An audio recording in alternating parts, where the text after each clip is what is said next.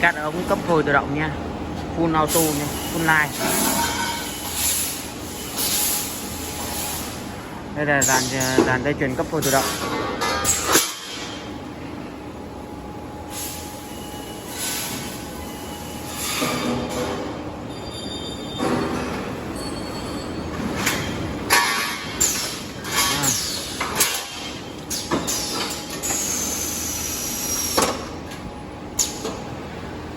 Máy đang tiến hành nạp phôi.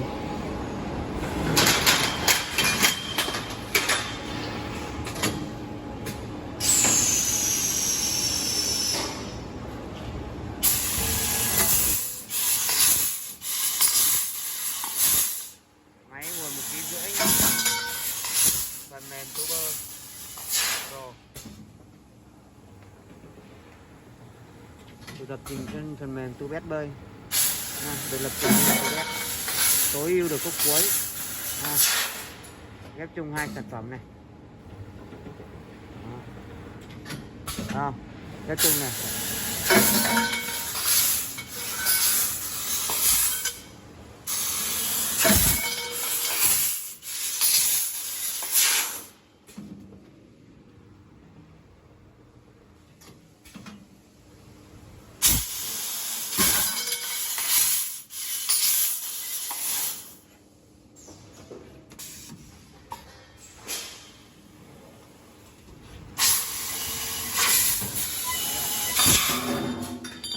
Đặt khúc cuối.